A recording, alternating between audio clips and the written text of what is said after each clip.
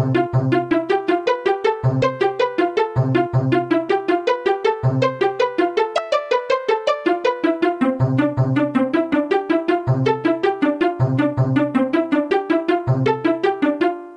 je vous propose de confier le secrétariat à Mylène Doro, si elle en est d'accord. Pas de problème. Est-ce qu'il y a une opposition par rapport à cette proposition? Non.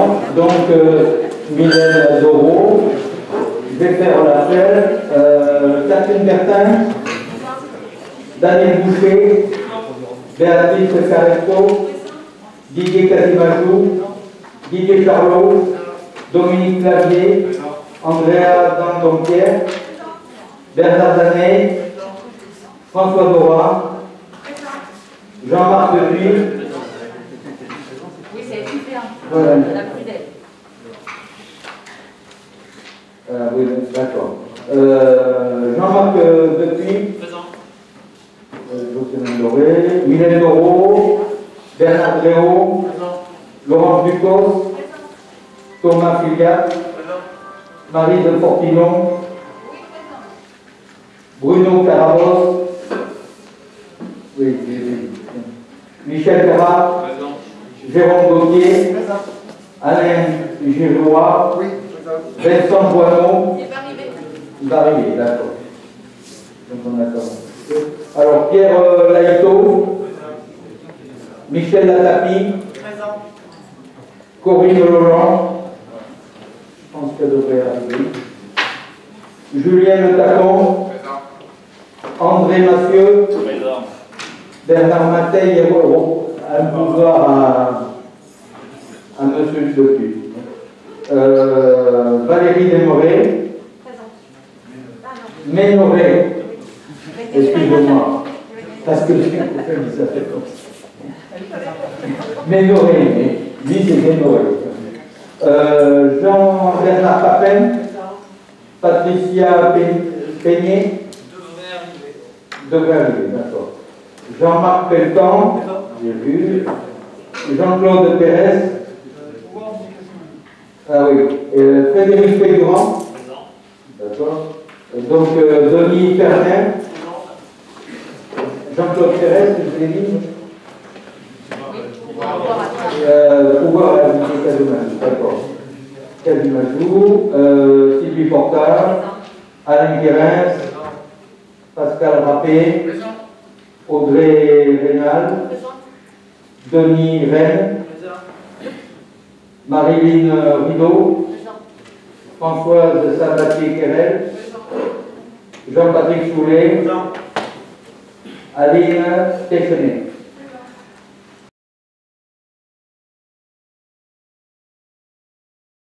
Voilà, je vais juste commencer cette séance par une très mauvaise nouvelle. J'ai le triste privilège d'avoir à vous annoncer, pour ceux qui ne le savent pas encore, le décès de Stéphane Quignon, qui était depuis 2019 en charge de notre projet de politique sportive. Stéphane, sous le contrôle de Jérôme Gauthier, a mis en place sur le territoire le dispositif département 433. Tout le monde a pu apprécier ses compétences. C'est à la sortie du confinement qu'il a découvert son mal, et malgré une intervention chirurgicale et une série de traitements, la maladie a été la plus forte. Pour ceux qui ne connaissent pas Stéphane Quignon, je peux vous dire que c'était quelqu'un de très attachant, d'une gentillesse à toute épreuve, et très impliqué dans son travail. Le sport était sa passion. Je pense particulièrement au club de tennis de table de Cadillac, dont il était une des chevilles ouvrières. Il avait commencé sa carrière à la mairie de Cadillac, comme directeur du centre de loisirs. Il allait aussi à l'école en tant qu'animateur sportif, je pourrais même dire les écoles, puisqu'il allait aussi à l'école privée Gigilatas. La suite, vous la connaissez. Les accueils de loisirs sont devenus communautaires, et l'an dernier, quand il nous a fallu recruter un professionnel pour gérer la compétence du sport dans la CDC, Nous l'avons choisi et Jérôme Gauthier et même Bernard Mateil nous le confirmeront, nous ne regrettons pas notre choix. C'est un peu cruel de nous retrouver à Barsac ce soir pour ce conseil communautaire, car Stéphane avait choisi de vivre dans cette commune avec sa famille. Sa famille à qui, à titre personnel et au nom de tous les agents et des élus du territoire, je présente mes plus sincères condoléances. Il nous manquera beaucoup, vraiment beaucoup. Je vous propose que nous marquions un moment de recueillement afin d'honorer sa mémoire. Merci beaucoup.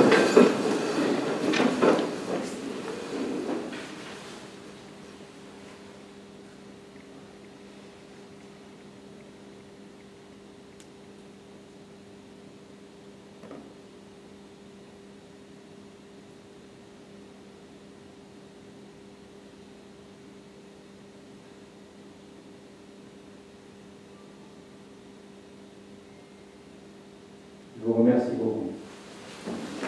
Je vais passer maintenant la parole à notre hôte de ce soir,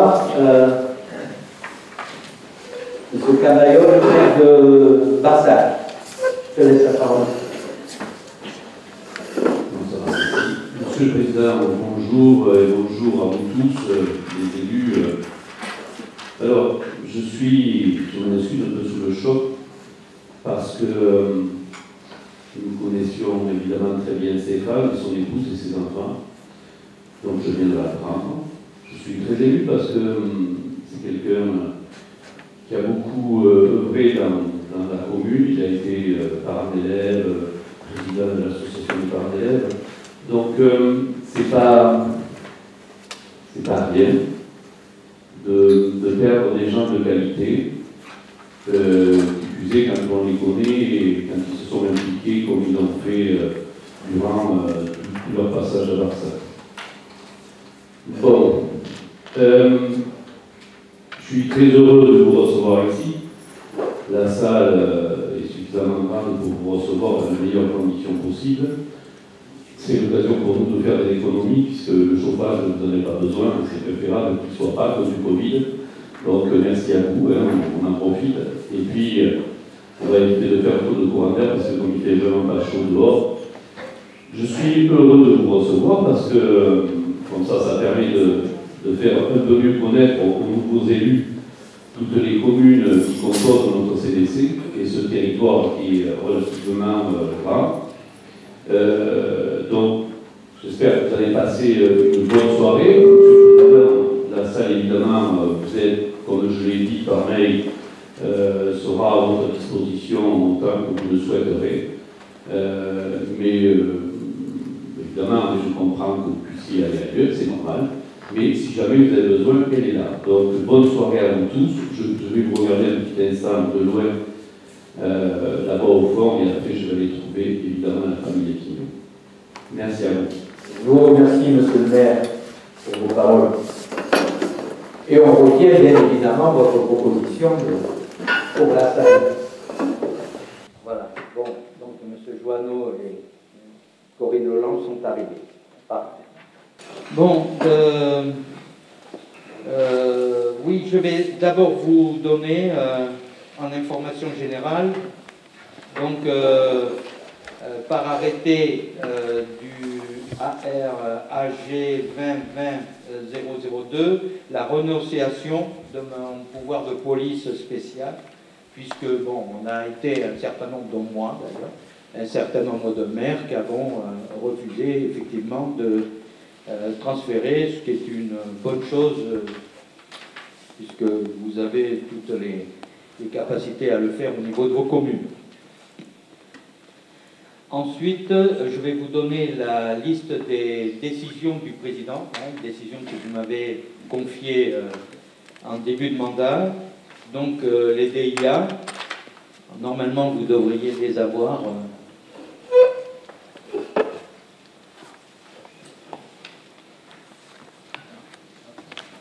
Voilà. L'ensemble, vous voyez qu'il y en a pas mal. Voilà.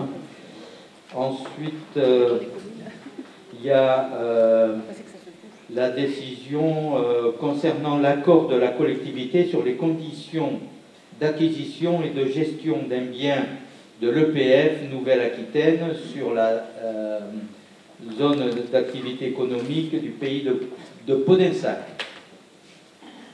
Voilà.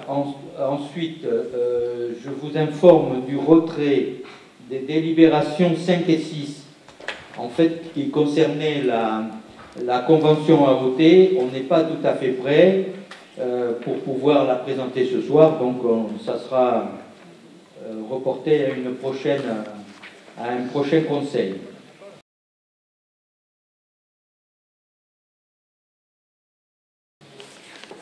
Donc, ensuite, donc on va commencer je pense qu'on va terminer ce soir, mais vous voyez, il y avait pas mal d'élections à faire. Et on va commencer par l'élection des délégués communautaires au conseil d'administration de l'association Route des Vins en Graves et Sauternes. Alors là, les propositions qu'on va vous faire, et après, si d'autres souhaitent candidater, il n'y a pas de souci. Alors, les délégués, alors qu'est-ce qu'on vous propose la candidature? Voilà, de Thomas. Ah oui, d'accord, encore, oui, parce que considérant, je vous le... Voilà, donc on vous propose la candidature de Thomas Filiatre et de Dominique Clavier. Est-ce qu'il y aurait d'autres candidats? Parce que je vois un troisième qui est non pour... Au cas où. Voilà. Est-ce que... Normalement, c'est deux, hein? Voilà. Est-ce qu'il y a d'autres candidats? Non? Est-ce que tout le monde... Quelqu'un s'oppose à ce que l'on désigne à main levée? Non? Donc, je vous propose donc la candidature de Thomas Filiatre et Dominique Clavier. Qui est contre? Qui s'abstient? Donc, adopté à l'unanimité. Et félicitations aux deux élus.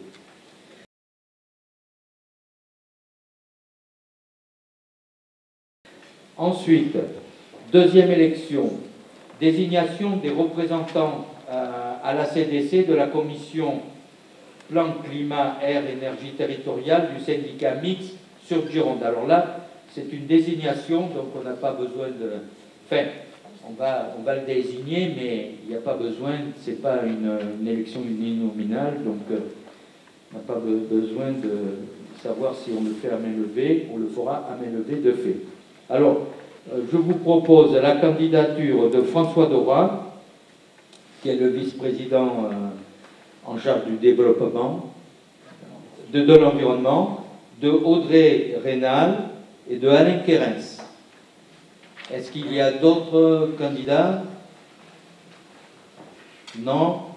Donc, qui est contre cette désignation? Qui s'abstient? Donc, adopté à l'unanimité. Je vous remercie beaucoup.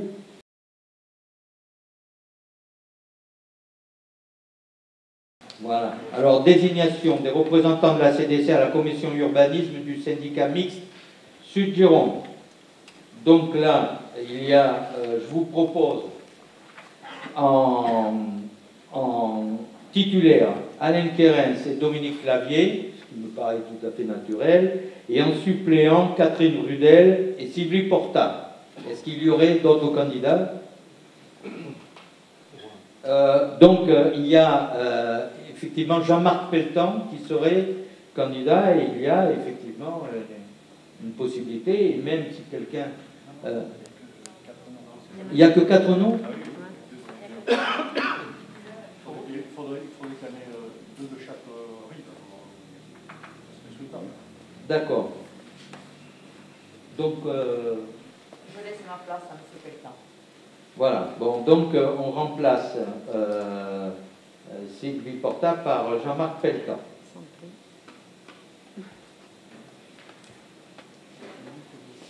Voilà.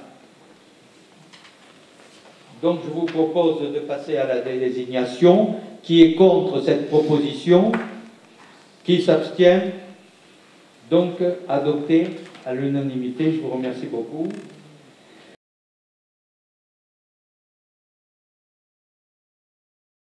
Quatre, administration générale, création d'une commission locale d'évaluation des charges transférées, c'est-à-dire la CLEC. On avait sollicité les communes par rapport à ça, parce que normalement, ça devait représenter un par commune. C'est un par siège. Donc les communes étaient, s'il y avait 3 sièges dans une commune ou 2, il y avait 2 représentants. Donc je vais vous donner les noms. Commune d'Arbanat, membre Aline Technay. Commune de Barsac, Dominique Cavaillols et Michel Garat. Bégueil, Rodolphe Young. Budos, Didier Charlot. Cadillac, Jocelyn Doré, Bernard Gréau et Corinne Lolland. Barsac, Cardan, Denis Rennes. Séronce, Jean-Patrick Soulet. Il y en a 15, hein? Non,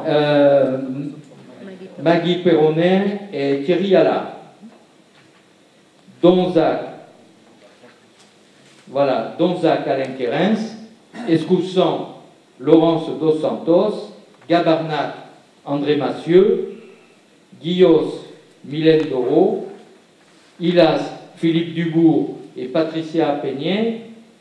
Landiras, Jean-Marc Pelletan, Bruno Trénit et Lynn Baraduc.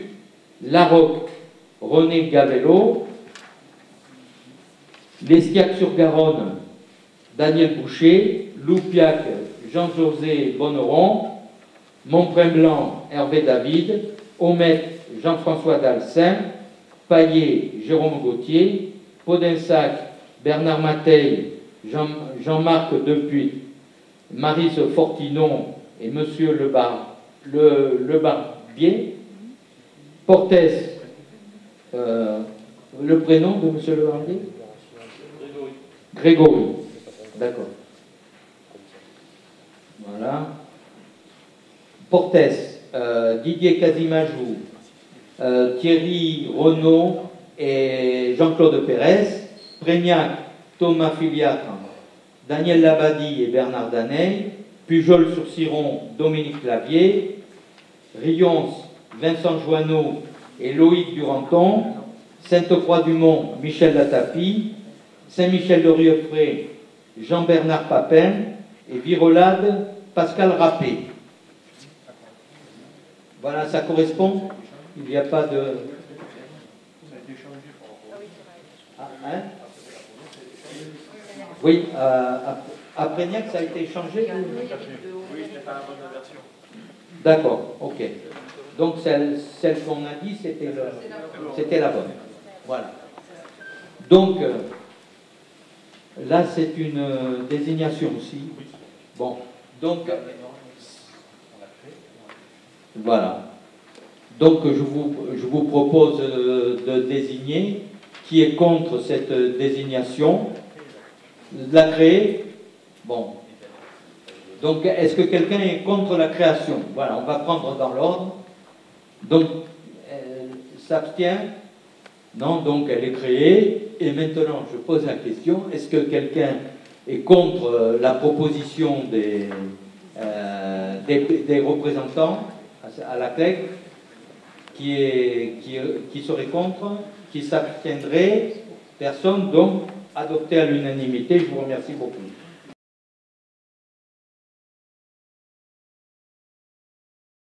Voilà.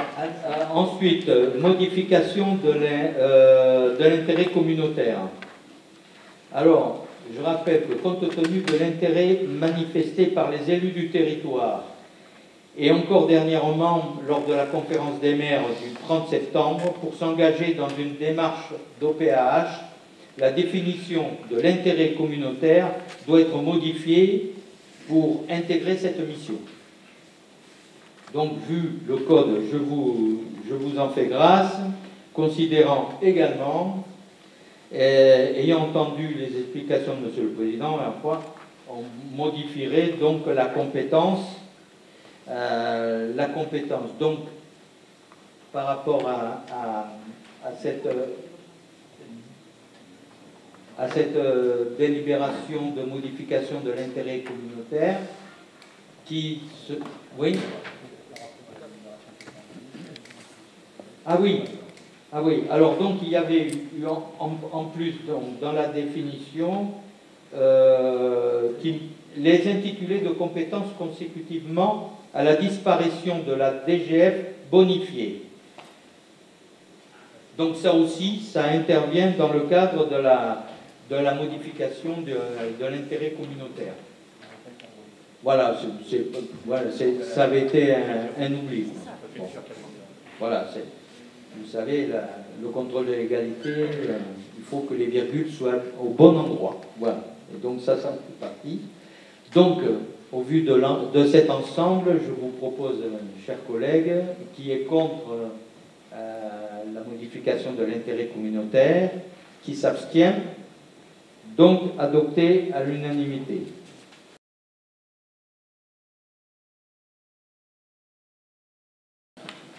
Bien. Il s'agit de vous présenter donc, pour approbation le lancement du diagnostic d'une étude préopérationnelle dans le cadre de l'opération programmée d'amélioration de l'habitat à l'échelle de PCI. Vous savez que c'est un projet qui a été présenté plusieurs fois en commission et donc la dernière fois c'était en conférence intercommunale des maires. Après mûre réflexion sur 2 mandats, on va dire, on arrive donc à une décision qui a été validée par l'ensemble des maires sur cet engagement, puisqu'il y avait des communes qui souhaitaient donc que nous engagions dans cette OPH pour revitaliser les centres-bourgs notamment, mais pour lutter aussi contre l'habitat indigne et aider donc les administrés les plus fragiles à pouvoir réhabiliter leur logement. Restait en suspens le problème du financement et donc après une longue réflexion des élus et des maires, il a été donc convenu en conférence intercommunale des maires que ce sera la CDC qui financera ce plan diagnostic puisque ça avait été inscrit au budget et qu'il en reste à charge sur 75 000 € de coût de l'étude de seulement 20% à la charge de la CDC, 80% c'est pris en charge par l'ANA et l'ADEME. Voilà, donc il s'agit, je ne vais pas rentrer dans la lecture presque exhaustive de cette délibération, je suppose que vous avez pris connaissance, il y a quelques fautes de frappe à corriger. Donc il faut que vous vous prononciez donc, sur cette opération. Ensuite, le diagnostic pour l'instant. Ensuite, bien évidemment, il y aura une période d'animation enfin l'ensemble de diagnostic et animation dure 5 ans.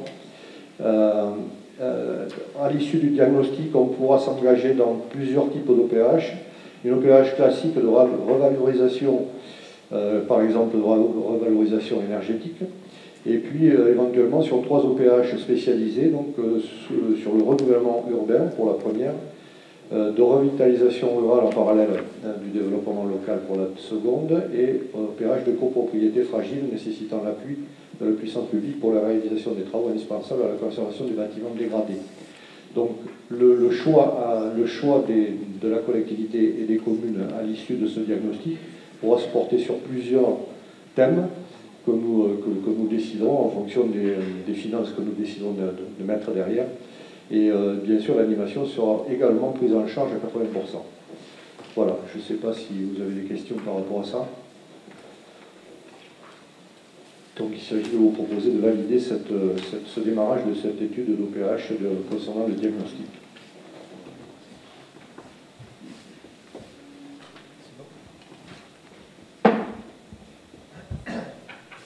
Donc je vous propose de délibérer sur cette 8e délibération, donc approbation d'un lancement des diagnostics et études préopérationnelles dans le cadre de l'OPH. Donc, quelqu'un souhaite intervenir sur le sujet? Non? Donc je vous propose de délibérer. Qui est contre? Qui s'abstient? Donc adopté à l'unanimité.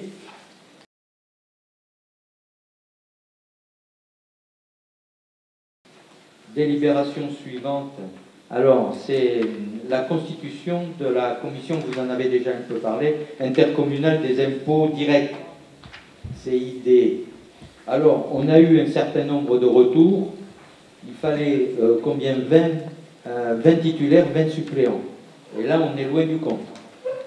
Moi, j'ai comme nom, pour le moment, Denis Rennes de Cardan, Jérôme Tanguy d'Escoussan, Jean-Bernard Papin de Saint-Michel de Rieufray, Dominique Clavier de Pujol-sur-Ciron, Virolade de Gérald de Tanguy des Déserts, ensuite de Podinsac, Jean-Luc Desgudes, de l'Estiac, Roger Carteau, d'Escoussan, Émilie Laforgue, oui, en suppléant.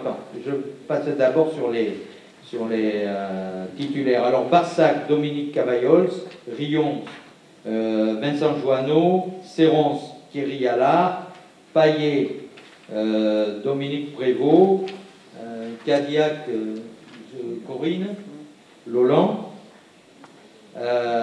Après, voilà, en titulaire, Guillos, donc Mylène Doro, Portez, Didier Kazimajou, Larocque, Sylvie Porta. Il me manque Prégnac, Bernard Daney. Bernard Daney. Après, Landiras. Qui c'est combien Landiras? Jean-Marc. D'accord. Jean-Marc Pelletan.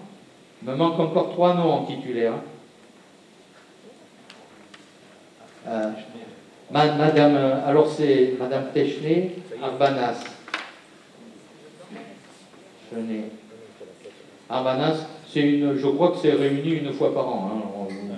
C'est pas un engagement. Après, monsieur qui?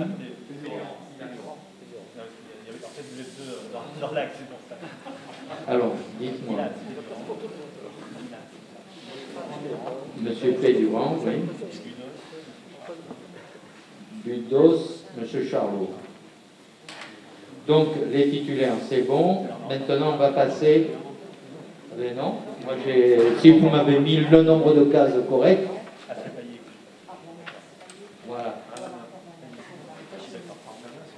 Donc, j'ai des suppléants. Donc, pour le moment, en suppléant, j'ai à Escoussan Émilie Laforgue, à l'Estiac Maria Anita Millet, Barsac Michel Garat. Après, donc, Rions Guylaine Barbaro. Après, Cadillac Bernard Dréau, Cadillac. Bernard Dréau. Après, Madame Ducos pour Montpin-Blanc. Montpin-Blanc, ouais. Après, alors, Landiras, Alain Giroir.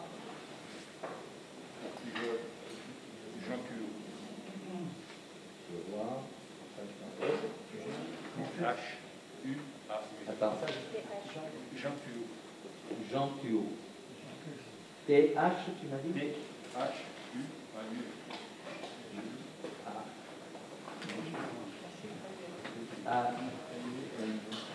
Voilà, ça c'est pour Pujol. Après,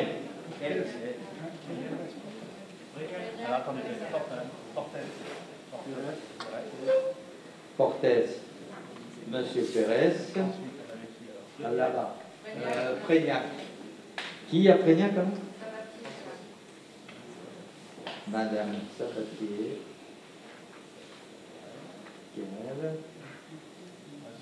Après, Virolade. Virolade, c'est qui? Pascal Rappé. Monsieur Rappé. Pascal Rappé, d'accord. Parce que comme j'ai mes lunettes de feu. Après, on met Monsieur Laïto.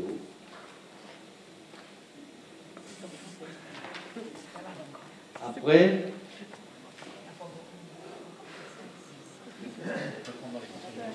On peut prendre dans les conseillers municipaux, hein, si vous voulez. On n'a pas... Alors Larocque, Monsieur Gavello. Après, Saint-Michel-de-Rieuffray, Isabelle Courban. D'accord? Alors, Guillos, Florence Erceau. Erceau. Encore 4. On va y arriver. Est-ce que vous... Jean-Patrick Soulet, Séronce.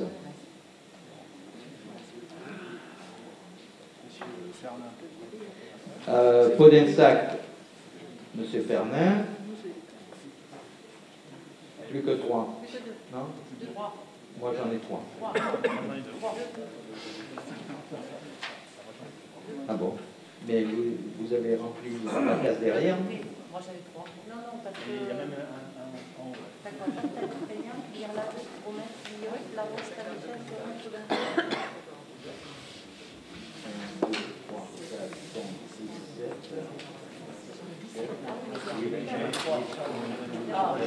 on en a 3. Alors donc encore 3. Je vais proposer pour Don Irène pour Cardan. Il y est déjà. Bon, alors.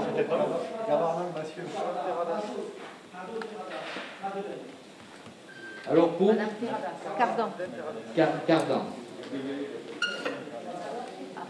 Après, Monsieur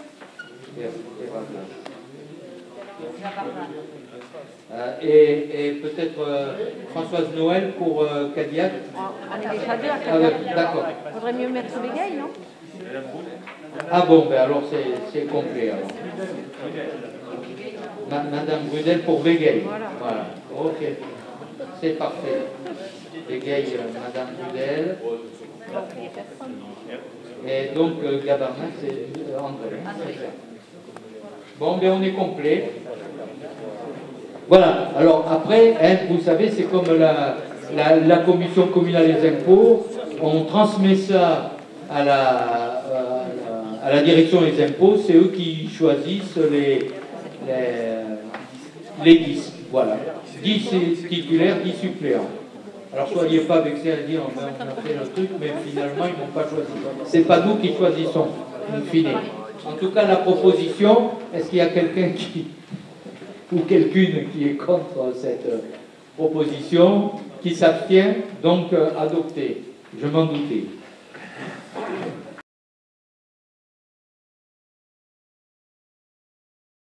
Donc, alors, après c'est la 10. Hein. Voilà. Donc, il y a une décision modificative au budget principal. Alors, en section de fonctionnement, ça porte sur les frais de ménage dans les bibliothèques non provisionnées au budget primitif 2020 pour un montant de 17 830 €. Une participation à l'étude CIRON 2025 au titre du tourisme pour un montant de 2 800 €. Ces dépenses sont financées en recettes en majorité par le surplus du SPIC notifié postérieurement au budget primitif pour un montant de 15 338 €. En section d'investissement, c'est derrière, c'est affiché derrière.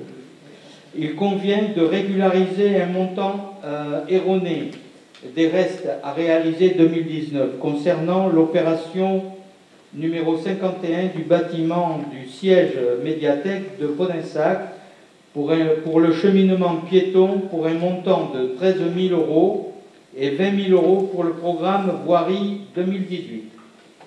Il convient également de positionner l'enveloppe récurrente annuelle de la prévention pour un montant de 3 000 €.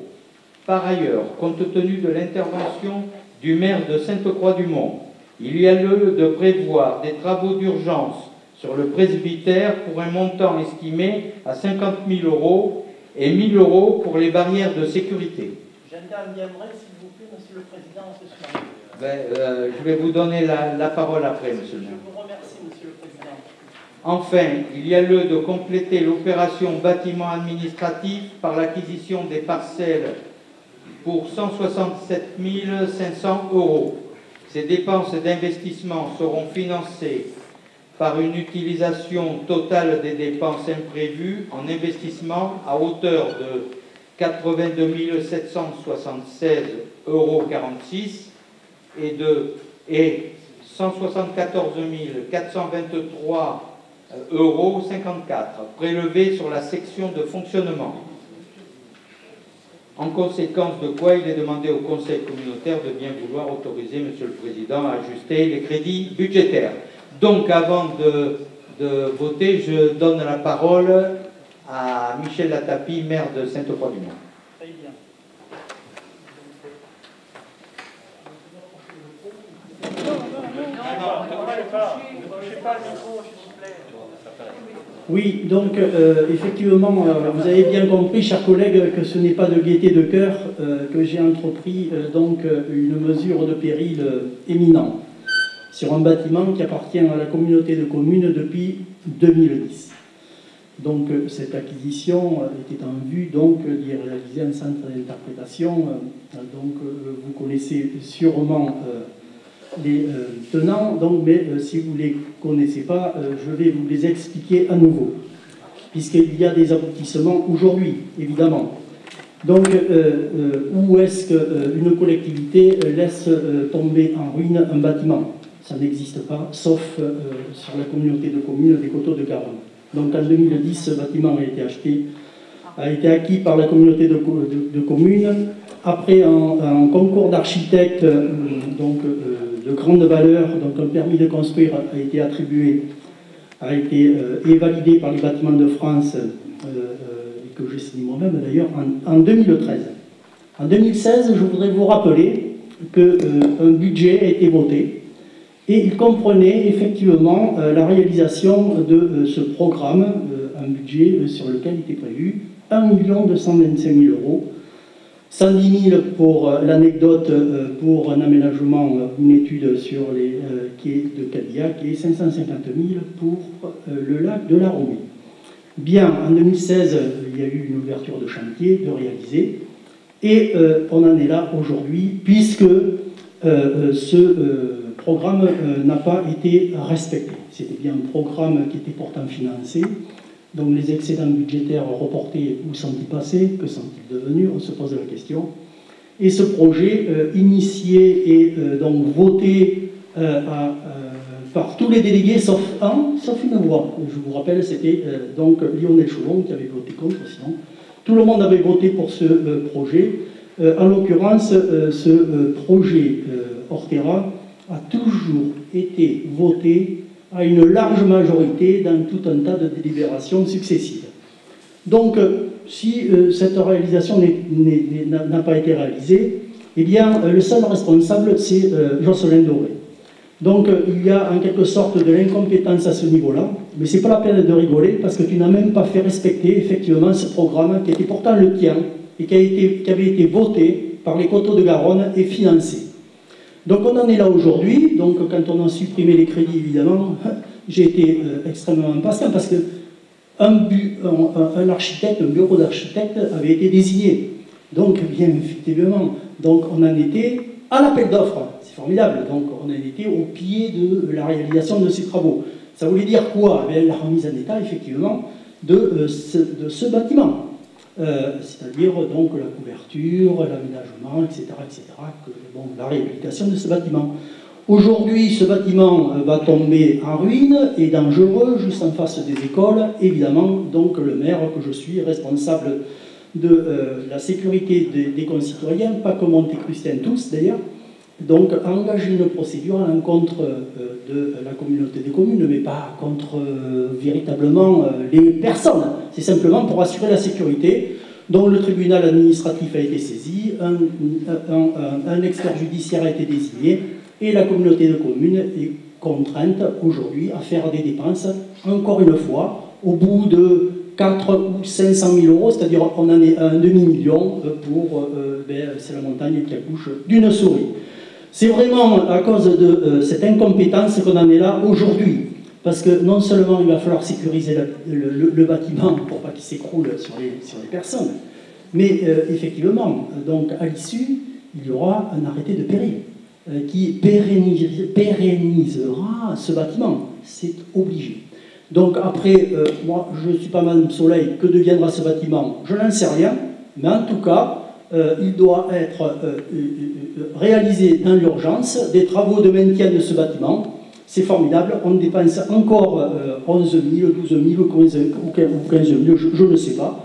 Donc pour consolider ce bâtiment, pour pas qu'il s'écroule, disais-je, juste à l'instant, et pouvant engendrer des conséquences gravissimes, évidemment.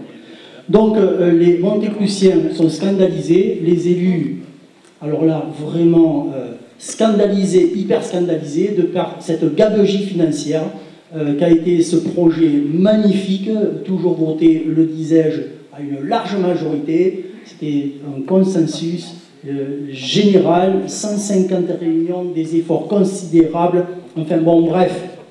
Eh bien, un projet qui tombe à l'eau, dans l'intérêt du territoire, pas dans l'intérêt de mon village, bien évidemment, vous l'avez tous bien compris, vous êtes suffisamment intelligents pour comprendre ça. Donc, c'est l'incompétence de ce nouveau président qui nous conduit à cette gabegie financière que sera cette consolidation.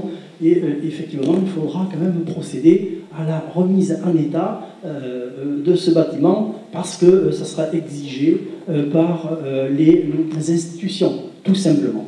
Voilà, je voulais bien vous expliquer puisque ça me tendait la perche par ailleurs, compte tenu de l'intervention du maire de Sainte-Croix-du-Mont. Et bien encore heureux que je fais attention à la population, pour pas qu'il y ait des accidents gravissimes, disais-je, qui entraîneraient encore des conséquences pour la communauté de communes et le maire que je suis. Vous avez bien compris. Donc, je conclus en disant que ce n'est pas de gaieté de cœur qu'aujourd'hui, je suis obligé de faire cet arrêté de péril imminent. Donc, encore une fois, je le répète, c'est à cause de l'incompétence de ce président que nous avons encore, qui a été élu, je ne sais pas comment d'ailleurs, hein, mais enfin, il est là, il est encore, on se demande. D'ailleurs, pendant sa vice-présidence, effectivement, il s'occupait du personnel. On a vu ce que ça donnait, du personnel qui est tombé malade, qui a démissionné ou qui est parti tellement ils étaient mal. Mal défendu le personnel, mal défendu les intérêts de la communauté de communes, et mal défendu ce patrimoine génial. Et effectivement, je voudrais terminer et conclure. Même si ça embête un peu le président, effectivement, il ne faudra pas que la situation perdure encore pendant des années. Parce que figurez-vous que c'est pas moi qui ai valorisé mon village, c'est les autres qui disent qu'il est beau. Donc nous avons, je le répète, une étoile, obtenu une étoile au guide vert Michelin. Nous faisons partie des 5 coups de cœur. C'est effectivement l'Office du tourisme qui s'entargue, il a bien raison d'ailleurs de le dire, donc des 5 coups de cœur de la Gironde, c'est le guide Turcoutard qui attribue donc dans les 5 coups de cœur, donc un coup de cœur à Sainte-Croix-du-Mont. Donc nous avons la chance d'avoir dans notre territoire une belle commune, c'est pas parce que c'est la nôtre, elle ne nous appartient pas, elle vous appartient aussi, et on peut regretter infiniment qu'on n'en prenne pas suffisamment soin. Voilà, je vous remercie de m'avoir bien écouté et d'avoir bien compris ce que je vous disais et ce que je vous signale. Merci mes chers collègues. Vous avez compris qu'avec insistance, il y a une notion d'incompétence quand même flagrante. Bon, en tout cas, moi ce que je veux dire quand même, c'est que heureusement que l'incompétence n'est pas exercée sur la mise en place du vestiaire du stade de Sainte-Croix-du-Mont. Heureusement parce qu'il est financé aussi et c'est moi qui m'en suis occupé parce que alors, après l'élection du président, je rappelle, c'est un acte éminemment démocratique, donc j'étais élu démocratiquement. Et le dernier point, parce que je ne veux pas passer la soirée à polémiquer, on a autre chose à faire, croyez-moi, que cela. Je veux simplement rappeler qu'au moment où on avait, nous, lancé les devis, qu'on lançait les travaux de rénovation pour mettre en sécurité, effectivement, ce bâtiment de Sainte-Croix-du-Mont, le presbytère, c'est ce et informé monsieur le maire, qui a été informé quand même qu'on avait fait ces démarches. C'est à ce moment-là où monsieur le maire a mis la communauté de communes au tribunal administratif. Voilà. Donc alors, il y a... Alors ça c'est un mensonge. Ben, alors, c'est un mensonge. Ben, c'est pas du tout un mensonge. C'est un mensonge. Bon. C'est un mensonge. Voilà. Parce qu'on reprendra Monsieur Kérens. Parce que moi je suis venu vous voir avec Cyril Sigana, ici présent. Donc on a parlé ensemble. C'est fini. Je vous ai donné la parole. Je donne la parole à Alain Kérens. Je ne vais pas poursuivre les polémiques, mais simplement je regrette que, au moment de la cession, enfin de la vente plutôt, de ce presbytère par la commune de Sainte-Croix-du-Mont à la communauté de communes, il n'y ait pas eu le même souci d'intervention, parce que ce bâtiment était déjà en péril, puisqu'il avait des étés qui le soutenaient sous peine d'effondrement, et l'ancien président aurait été bien conseillé de faire la même estimation que vous avez diligentée, monsieur le maire, de manière à faire intervenir donc un expert, et qui aurait sans doute changé la position de la CDC à l'époque. Voilà, c'est tout ce que je voulais dire. Mais monsieur Caillerin, puisque vous intervenez... Non, c'est trop grave. Je suis désolé, mais effectivement, il y a eu un achat qui est fait et la responsabilité en incombe à la communauté de communes qui est aujourd'hui... je te remercie d'avoir évoqué ce truc, parce qu'il n'était pas en ruine, effectivement, et je peux avoir des témoignages. Des étés ont été posés pour justement que ce bâtiment soit repris, parce que j'ai fait faire des devis à Jean-Marie Guilla à l'époque, et c'est à ce moment-là que la communauté de communes est venue acheter ce bâtiment. Il n'était pas en ruine, il n'était pas en très bon état, mais il n'était pas en ruine. Il n'y avait pas des gouttières comme aujourd'hui, jamais d'entretien, le parc pas entretenu, les volets fermés, etc. Monsieur Caillerin. Oui. Moi, je ne remets pas en cause ce que vous avez dit, monsieur le maire, de tout ce que vous avez dit sur le déroulé de l'histoire. Par contre, ce que je remets en cause, c'est votre diligence ce soir, enfin cette semaine ou la semaine précédente. Mais moi, j'ai visité, puisque je faisais partie quand même, je vous le rappelle, de la commission dirigée par André Massieu, vice-président en charge de l'économie à l'époque. J'ai visité ce bâtiment, il était déjà en ruine, il manquait des gouttières. Il y avait des étés, il y avait des gouttières. Moi, quand je l'ai visité, il y avait des gouttières, on est plusieurs à l'avoir visité. Ce n'est pas vrai, il n'y avait pas de gouttières, parce que je faisais entretenir. Moi, je ne vous accuse pas de mensonge, justement, parce qu'il n'y avait pas de gouttières. Monsieur Caillerin, c'est faux ce que vous dites. C'est absolument faux. Ce n'est pas vrai, ce bâtiment, il n'y avait pas de gouttières, parce qu'il était suivi. Ce n'est pas vrai. C'est toi qui dis des âneries, là, voilà. Je propose... Parce que quand on discute avec vous connaissez l'histoire de discuter avec le charcutier. Donc, d'accord? Tu vois ce que je veux dire? Je te remercie. Donc, je vous propose, chers collègues, maintenant de passer, donc, s'il n'y a pas d'autres interventions, si monsieur... Oui. Allez, André. Je ne vais pas revenir sur le projet Orfera, on en a déjà parlé, effectivement. Ça a été dommage, je me fais, c'est comme ça. Non, je vais revenir sur la délibération. Il y a un problème dans le texte. Entre le texte et le tableau, vous avez dans les investissements, dans le fonctionnement, pardon, vous avez un delta, puisque vous annoncez 17 380 euros au niveau des bibliothèques, alors que sur le tableau, on est à 18 000, je ne sais pas combien, 18 330, voilà. Donc il y a un écart entre ces deux chiffres-là qui correspondent, je ne sais pas quoi, mais enfin, il y a un delta. On vérifie, André. Ça doit correspondre effectivement aux souris, aux fournitures de petites souris ergonomiques. Donc c'est pas juste, donc le texte n'est pas juste. Apparemment, ça serait un total, André. C'est le total du chapitre. Oui, mais donc votre texte, au niveau du fonctionnement, ne correspond pas au tableau. Donc il faut le faire cadrer. Ça, c'est une première chose. Puis deuxième chose, j'aimerais avoir quelques explications quand même, puisque dans le budget 2020, effectivement, étaient mentionnés des frais pour les bibliothèques. Et si on regarde sur le budget, on avait par exemple pour la bibliothèque de Barsac On avait dépensé donc en 2019 4 733 €, il a été mis au budget 4 967, on en rajoute aujourd'hui 2 200. Donc pourquoi? Puis à toutes les bibliothèques c'est à peu près pareil. Elles s'étaient déjà inscrites au budget, on rajoute des sommes, à quoi ça correspond? Ça serait les frais de ménage. Mais alors qui serait nettement supérieur à ce qui s'est fait l'an dernier, mais de beaucoup quoi. Peut-être le Covid. Ça paraît beaucoup. Covid, ça veut dire qu'il y a beaucoup moins de monde, donc normalement ça pourrait plutôt diminuer qu'augmenter. Les bâtiments étaient fermés. Est-ce que, Jérôme? Les bâtiments étaient fermés. Il y a beaucoup moins de participation. Non. Bon, écoute, on va... Donc là, il y a des différences sur l'investissement. J'ai aussi quand même une petite remarque, parce que donc ça fait au total un total de dépenses quand même d'investissement de 257 200 € de plus. Donc ça fait des financements qui sont autofinancés, notamment par rapport à l'achat du terrain, hein, ce qui est un petit peu dommage quand même.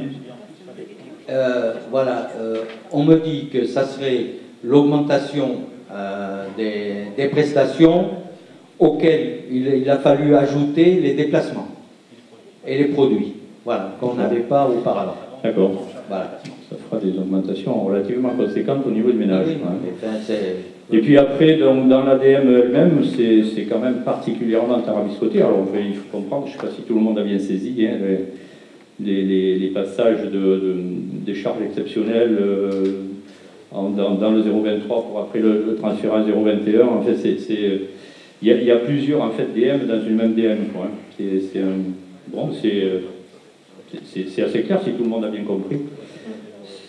Voilà, simplement j'avais ces explications un petit peu à essayer de déchiffrer. Monsieur Garin. Oui, moi j'avais juste un commentaire qui aurait pu être un commentaire liminaire. Je dirais, je suis un peu surpris en tant que membre de la Commission des Finances qu'elle ne se soit pas réunie préalablement pour nous exposer ces questions et pour faire le point notamment sur l'avancement du budget 2020. Donc on découvre ça en séance. On a eu d'autres réunions de commission sur d'autres sujets qui sont très bien déroulés, qui ont été très bien préparés. Je suis un peu étonné que sur une commission aussi importante, on n'ait pas été convoqué pour travailler le sujet qu'on découvre subitement en recevant les convocations. Oui, je peux pas malheureusement répondre à la place de Bernard Mateil, vice-président en charge des finances, qui s'est blessé dimanche et qui n'a pas pu être présent ce soir. Il aurait pu vous donner une réponse, mais je le lui transmettrai, bien évidemment, par rapport à la réunion des commissions. Oui, moi j'ai juste une question, c'est simplement une question. Comme dans les frais de ménage de bibliothèque, j'ai remarqué que celle de l'Andira, c'était 4 100 €, elle est pratiquement le double des autres. C'est simplement une demande d'explication, hein, c'est pas... Jérôme, je ne sais pas pourquoi l'augmentation, ça je sais pas. Voilà, c'est juste parce qu'elle est le double pratiquement de toutes les autres bibliothèques, c'est pour ça, donc je voulais simplement savoir pourquoi. Qu'est-ce qui s'était passé? Oui, mais 4 100 € de ménage par rapport à d'autres bibliothèques où ils sont à 2 000 €, ça paraissait curieux. En plus, voilà. Donc voilà. C'est simplement une constatation. Hein. Je ne remets pas en cause l'affaire. Mais c'est simplement de savoir et avoir l'explication. Vous n'êtes pas sans savoir, monsieur le maire, alors là, ça c'est sûr. Attends, c'est sous moi. On a Chantal qui ne facture pas forcément une année complète et qui facture quelquefois... Moi j'ai comparé par rapport à d'autres bibliothèques qui sont aussi grandes. Mais les autres bibliothèques... Voilà. Et c'est pas une critique, c'est simplement, je m'étonne que ça coûte 4 100 € alors que les autres bibliothèques c'est 2 200, c'est tout. C'est l'explication parce que je l'ai cherché et... Bon, mais en quoi tu t'occupes des bibliothèques, toi? Mais non. Bon, alors s'il te plaît, tu te tais. Voilà. Mais peut-être, monsieur le maire, peut-être simplement parce que la question a été posée lundi soir. Donc j'ai regardé pourquoi. Voilà. Donc du mois de licence, ça donne un peu plus de facturation.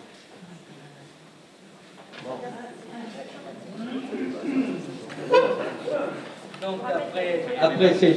Oui Vincent, tu peux prendre la parole. Vous pouvez prendre.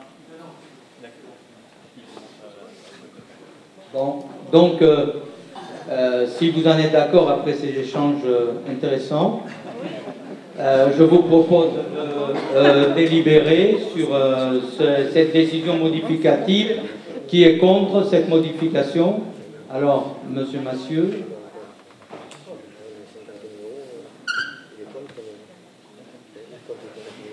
Alors, oui, mais moi je ne vois pas. Voilà. Monsieur Massieu, Monsieur Latapi, Monsieur Carabos, Madame Ducos. Non, pas de Carabos, Pédurand. Excusez-moi. Et donc, voilà, contre, qui s'abstient? Monsieur Giroir.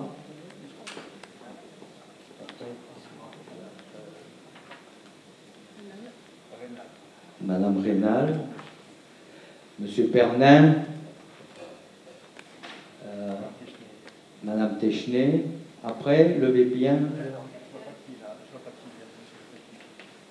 Derrière là-bas.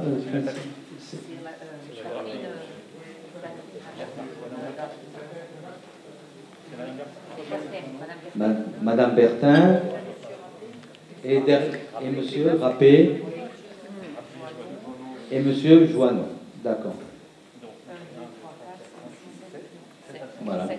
4, donc c'est adopté. Je vous remercie.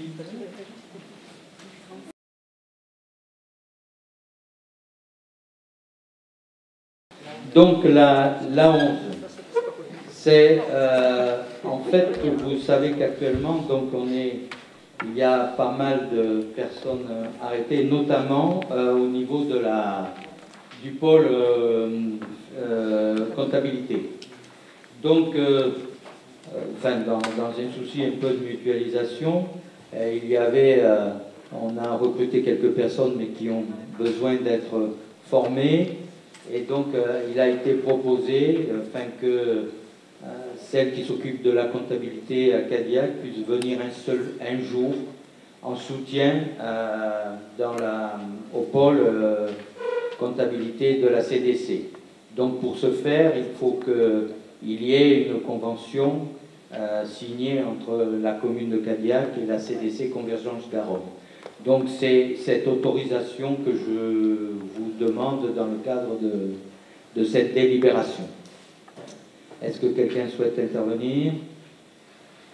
Oui. Monsieur Vincent Joanneau.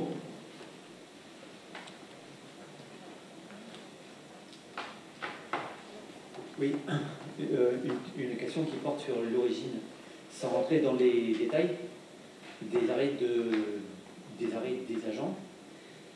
J'ai des retours comme quoi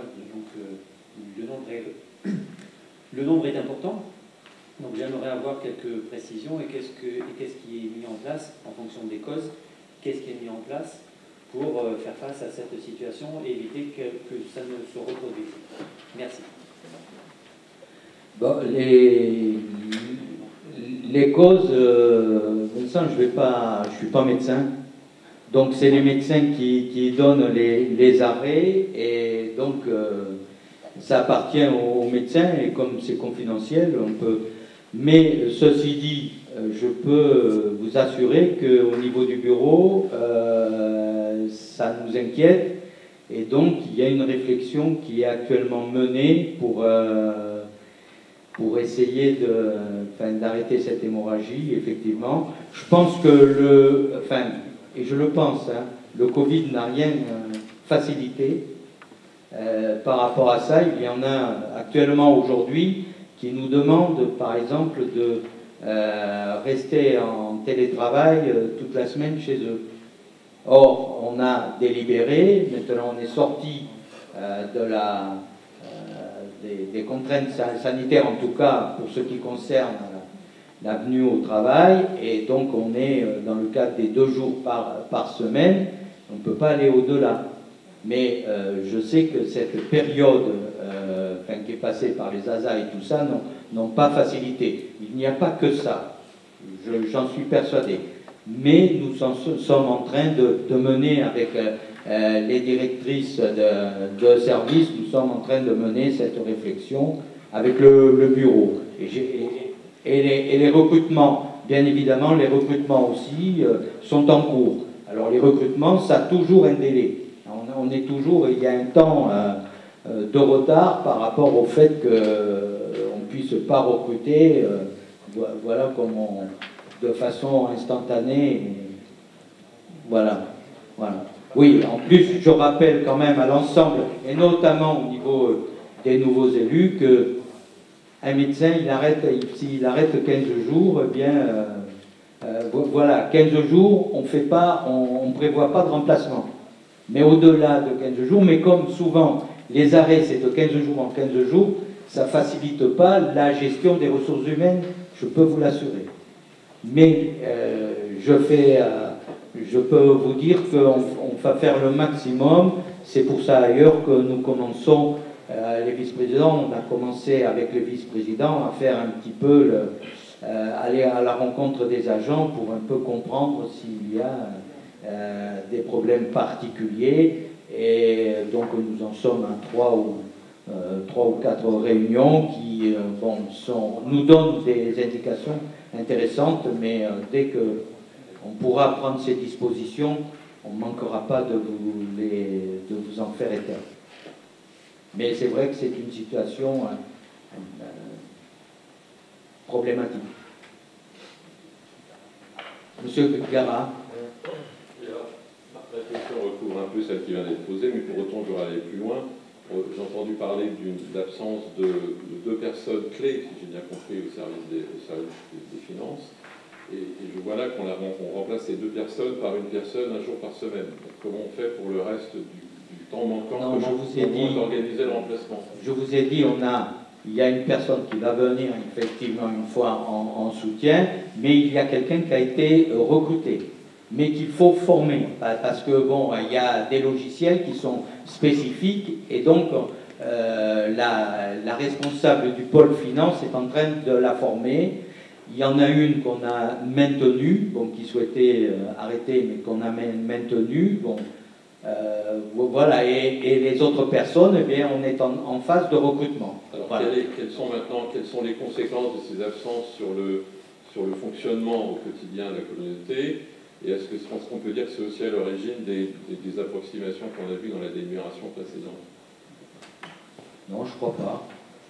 Je ne crois pas qu'on puisse parler d'approximation.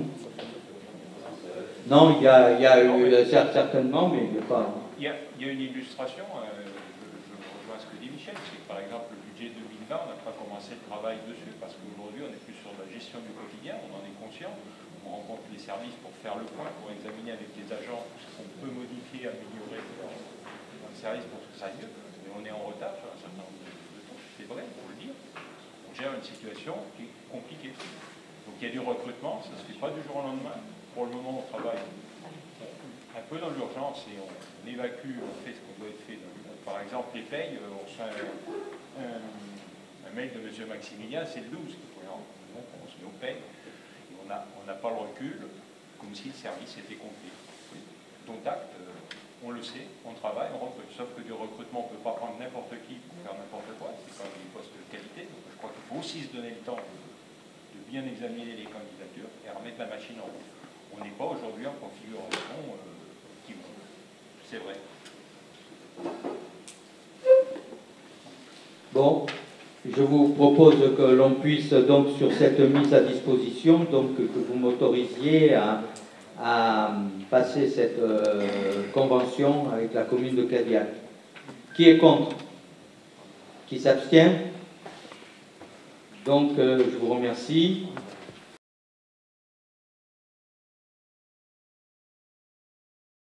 Pensons à la désignation des délégués à l'association Amorce, et c'est Mylène Doro. Bien, c'est une délibération toute simple. Hein. C'est tout simplement, effectivement, comme à chaque fois, il faut redésigner des représentants pour cette association Amorce, hein, qui est des collectivités en charge des déchets ménagers, mais pas que. Elle fait entendre les problématiques au niveau de l'État, et donc c'est une association qui nous apporte pas mal d'aide et de renseignements. Donc si vous en êtes d'accord, et je reproposerai ma candidature en tant que titulaire. Jusque-là, c'était le président qui était suppléant, mais si quelqu'un d'autre veut présenter sa candidature, j'attends vos propositions. Est-ce qu'il y a quelqu'un qui souhaiterait être membre de cette représentant de l'association Amorce? Éventuellement, si en tant que suppléant. Voilà, donc s'il y a besoin, alors est-ce que Jocelyn peut laisser ta place en Ah oui, avec plaisir. Voilà, ben voilà.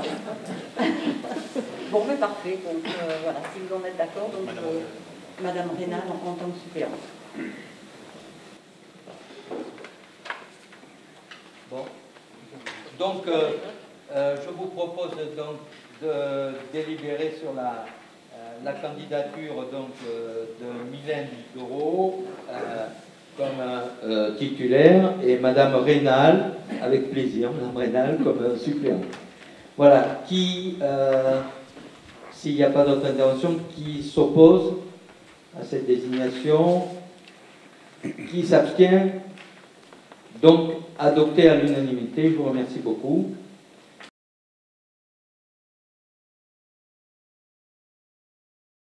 Ensuite, de nouveau, au rapporteur Mylène Doro concernant le rapport annuel du service public de prévention et de gestion des déchets ménagers et assimilés. Donc, je ne vais pas vous passer tout ce rapport en détail. Vous l'avez.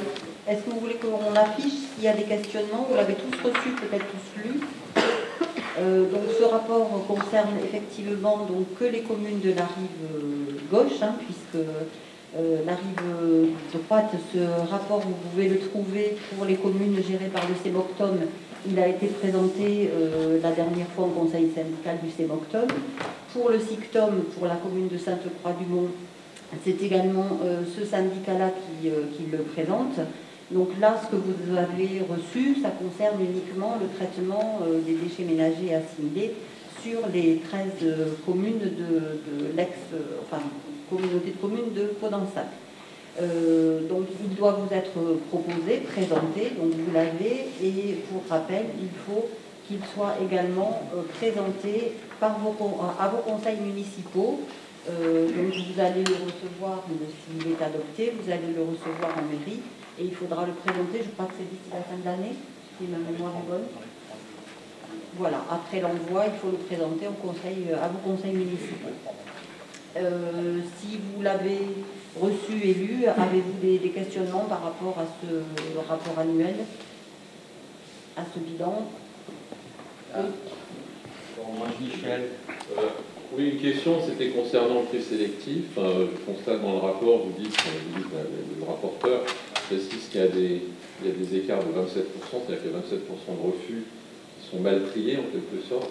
Alors ça, c'est pas sur le tri, oui, ce sont les refus de tri constatés au centre. Voilà, c'est ça. On prend un échantillonnage, effectivement, c'est trié. Voilà. Donc ça, et dans le rapport, il est dit que ça ne s'améliore pas, en fait, cette performance. Alors, ça, on a été meilleur que ça, on va dire. Là, c'est encore, c'est pas bon, hein, je vous l'avoue. On a été un petit peu meilleur que ça, puisqu'on a frôlé à descendre en dessous des 20%. Il y a eu une période, effectivement, où les caractérisations ont été moins fréquentes en porte-à-porte, puisque ça nous le faisions au niveau de la prévention. Ça a été un petit peu, pendant 9-10 mois, on va dire, un petit peu mis de côté, parce que nous n'avions pas la personne dédiée, notre ambassadrice de tri n'était plus... elle était en arrêt maternité, hein, donc nous n'avions pas le personnel dédié pour faire ces contrôles en porte-à-porte, et vous savez que quand il n'y a pas forcément de contrôle, il y a un petit peu de relâchement. Là, ça a repris, et effectivement, les caractérisations à aujourd'hui sont nettement meilleures. Elle a repris avec une personne de la Covette qui l'accompagne à chaque fois. Parce que ma question sous-jacente était quels sont les éléments qui posent problème et comment on peut les améliorer, puisque l'intérêt de ces rapports, c'est effectivement d'améliorer le service. Donc est-ce que c'est mal compris par les administrés, ou est-ce que c'est mal expliqué, ou un peu des deux? Non, mais c'est simplement parce que, je vous l'ai dit, hein, la question, enfin, le relâchement a été... quand il y a moins de surveillance, il y a plus de relâchement au niveau des personnes qui mettent voilà, un petit peu plus n'importe quoi dans le bac vert, on va dire. Voilà. Mais bon, on essaie d'être vigilant et de reprendre la surveillance. Je disais que sur la commune de Portès, j'ai remarqué que les bacs verts, les bacs rouges sont sortis en même temps que les bacs verts et ils sont ramassés. Donc je trouve que c'est pas normal. Comment ça, ils sont ramassés? C'est-à-dire qu'on a la collecte des bacs verts pour le recyclage et le mercredi matin, tous les 15 jours, et la collecte des bacs rouges des ordures ménagères le vendredi matin. Certaines personnes sortent leur poubelle rouge d'ordures ménagères en même temps que les poubelles de recyclage. Elles sont ramassées, elles sont vidées par... Non, ça c'est impossible. Ah si, ça je l'ai vu. Alors ça c'est théoriquement, enfin faites remonter au service et on va vérifier les tournées, mais c'est impossible. Alors il y a des personnes qui ne rentrent peut-être pas leur bac et qui les laissent. Non, c'est des personnes qui les sortent. Alors je l'ai vu, ce sont mes voisines. En même temps. Je peux le dire, ça a été ramassé en même temps. Donc, ça, je l'avais signalé à M. Pérez, donc je pense que c'est remonté et ce n'est ça c'est embêtant, mais de toute façon... Mais ça a été fait, ça c'est sûr. Non, mais je vous assure que ça a été fait. Ah, peut-être. Monsieur Mathieu, oui, peut-être. Non, mais ça, c'est à faire remonter et vous me donnez enfin, vous voyez avec le service le numéro de la rue et les personnes concernées. Et on a le tracé des bennes. Oui.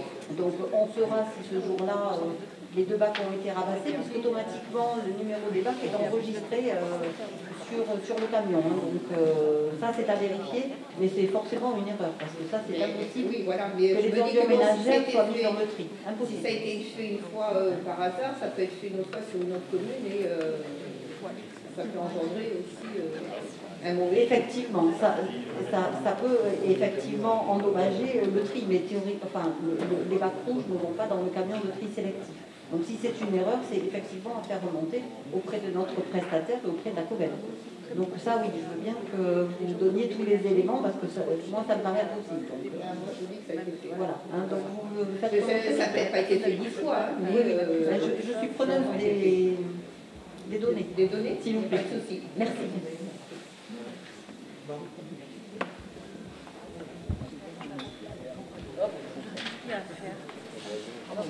Donc s'il n'y a pas d'autres interventions, je vous propose de délibérer sur la délibération 13 et ce rapport. Qui est contre ce rapport? Qui s'abstient? Donc adopté. Je vous remercie.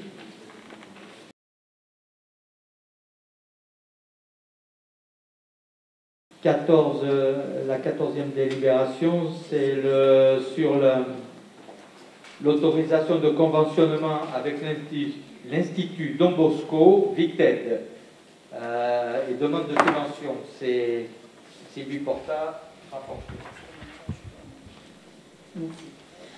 Donc c'est dans la continuité, comme vous avez pu le lire dans la délibération, au pôle social il y a des permanences d'une juriste qui vient de VICTED pour service d'aide aux victimes proposant dans les permanences. C'est une fois toutes les 3 semaines, une demi-journée le mercredi matin. Et on demande simplement, dans la continuité, d'autoriser le président à signer la convention. Donc le coût pour la communauté de communes, c'est 5 100 €. Ça a été budgétisé. Et on demande ensuite une subvention de 1 000 € au Fonds interministériel des préventions et de la délinquance. Voilà. Merci. Enfin, c'est une subvention annuelle. Hein, Donc, est-ce que quelqu'un souhaite intervenir sur ce sujet? Oui. Juste une toute petite question. Est-ce qu'on a un retour sur le travail qui a été effectué à ce niveau-là? dire combien de personnes ont été aidées réellement sur... Avec Victel, hein? Oui. C'est la D'accord. Alors là, je n'ai pas le compte rendu, mais il y a le directeur au fond de la salle. Je ne sais pas si Victel nous donne un bilan annuel. Je me permets de... Pierre... Oui. Sur le territoire, c'est entre 60 et 84 personnes qui sont accueillies chaque année par les services de Victel. Donc c'est un dépôt de plainte pour violence caractérisée. Et ensuite, quand le dépôt de plainte est fait, jusqu'au procès, c'est un accompagnement juridique et psychologique qui est proposé. L'objectif initial de ce type de structure, c'est que les victimes de violences intrafamiliales, la plupart du temps des femmes, n'abandonnent pas finalement leur plainte et se fassent justice. Et Victel accompagne pour ça de manière à ce que l'accompagnement soit périn et qu'il reste dans ce logique de mise. Voilà. Donc c'est un accompagnement psychologique sur séance et un accompagnement juridique au sein du code social une fois par mois. C'est un service gratuit pour les victimes. Merci, Monsieur Laroche. D'autres questions?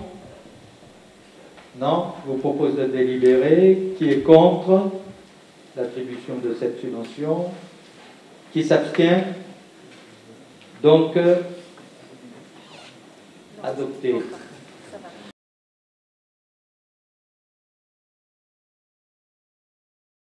Délibération suivante. Autorisation à émettre un titre de recette. Ah non, c'est la 14. Ah, attendez. Là, je suis allé trop vite. Ouais, la 14. Non, c'est la 15. C'est pour toi.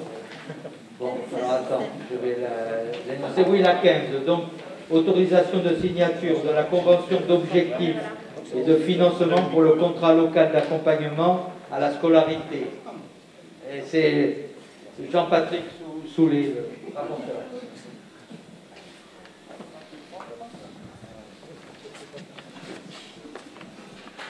Bien, effectivement, la délibération concerne l'autorisation de signature, la convention d'objectifs et de financement pour le contrat local d'accompagnement de la scolarité, le CLAS. Donc en fait, c'est une prestation qui est assurée par le plage.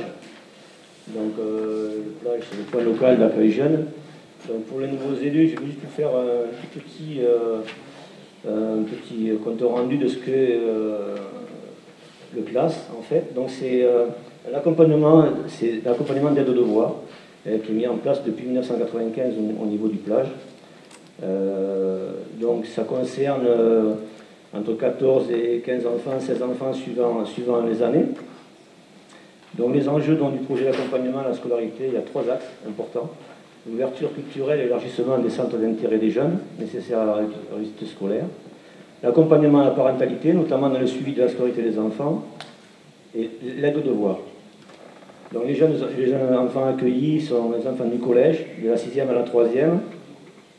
Donc ils sont accueillis donc, aux plages. Maintenant c'est dans les nouveaux locaux à la Villa Rosa. Donc c'est un bâtiment avec des salles qui sont équipées, postes informatiques. Ils ont des tablettes, des imprimantes, etc. Les séances d'accompagnement à la scolarité donc, ont lieu les mardis et les jeudis, des semaines scolaires de 17h à 19h. Il n'y a pas de séance pour les hors vacances scolaires. Donc ils sont accueillis en 3 temps, 17h, 17h30 le transport et le goûter, 17h30, 18h15 l'aide aux devoirs, et 18h15 à 19h un apport ludique ou culturel. Voilà. Donc en fait, ça a lieu donc en 3 cycles.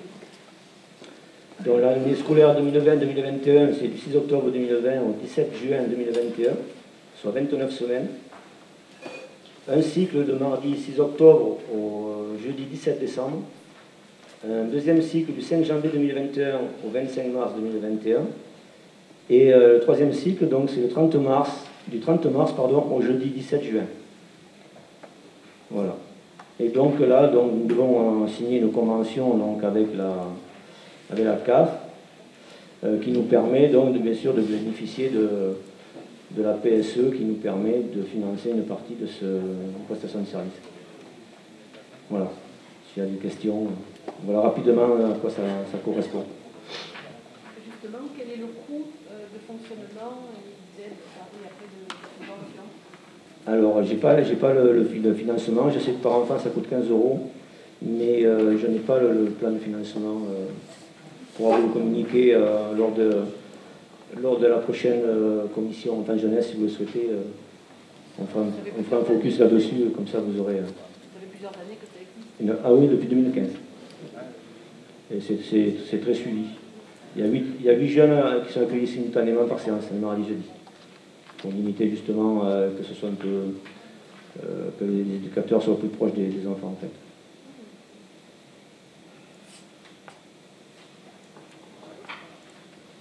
Bien. Monsieur le Président, on peut passer au vote.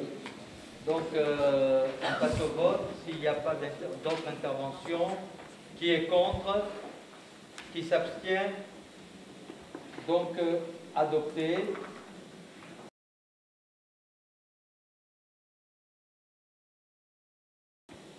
Délibération 16, enfance et jeunesse, autorisation à émettre un titre de recette pour le service fait, service commun, accueil périscolaire pour la commune de Loupiac.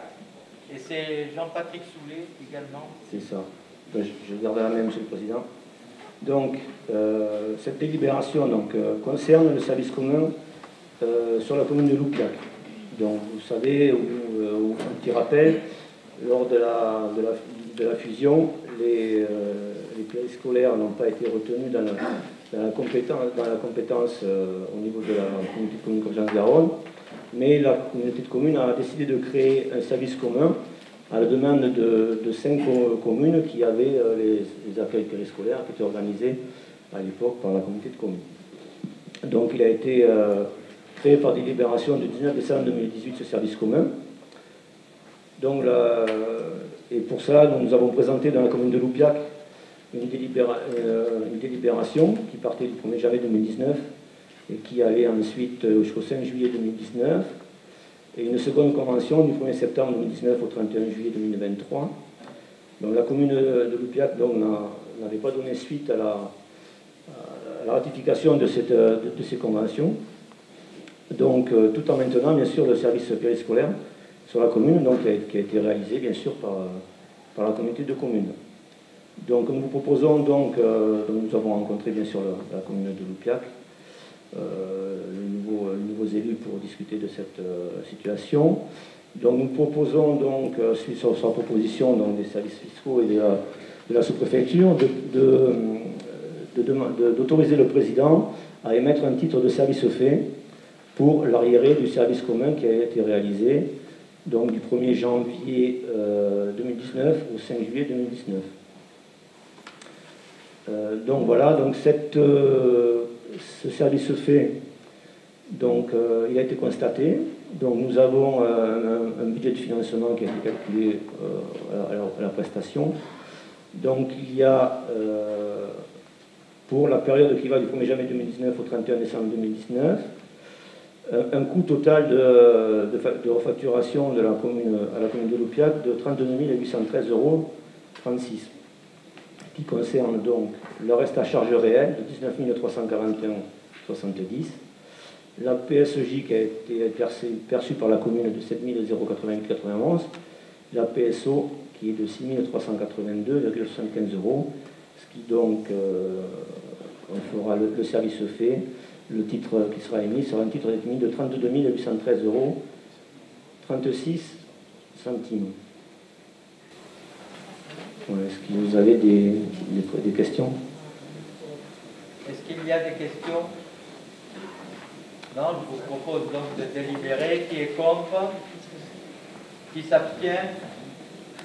Donc, une abstention. Donc, adopté. Je vous remercie. Et on passe à la...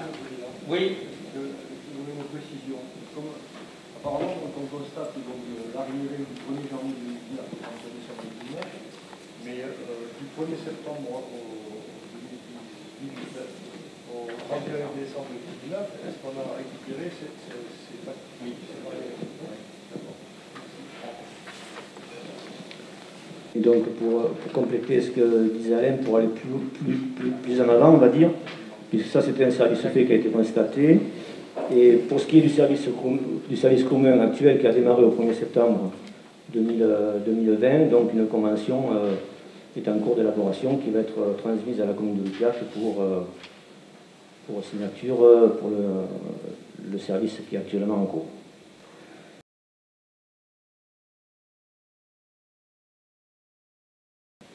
Donc la délibération suivante, donc Monsieur le Président, si vous permettez que je dirais, donc c'est le même type de délibération, ça concerne la commune de Sainte-Croix-du-Mont, donc ce sont les mêmes explications. Donc le montant total donc, du coût de refacturation à Sainte-Croix-du-Mont pour le service fait de 2019 est de 40 916,41 €, donc qui est composé donc de 25 890,04 € plus la PSEJ de 10 460 et la PSO de 6 125,47. Voilà, donc même chose, la convention pour cette année qui est en cours, 2020-2023, puisque c'était la proposition qui était faite à l'époque, est en cours d'élaboration aussi. Il sera transmis à M. le maire de Sainte-Croix-du-Mont également. Voilà. Michel. Oui, le maire. Je voudrais reparler de cette histoire-là. Micro. Lorsqu'on est élu dans une collectivité, on se doit d'assumer ses devoirs. Mais il est évident que vous vous doutez que je ferai respecter mes droits. Puisque l'APS, c'est une création de l'ancienne communauté de communes des Coteaux de Garonne. Bien, donc c'est les impôts qui payaient, donc ce service est créé. Suite à la fusion, effectivement, donc, ce service n'a pas été repris dans les compétences de la CDC, mais néanmoins, nous considérons que cette nouvelle entité doit prendre en compte cette dépense par la CLEC. Or, pour l'instant, c'est un stand-by puisque ce sont les instances administratives qui décideront de la véracité de ce que disent les uns et les autres, puisque la CLEC qui devait être votée donc, a été retoquée, présentée par Bernard Mateil, avec certains consensus apparents et tout ça. Donc, bon, cette délibération n'a pas été votée. Donc, c'est un stand-by.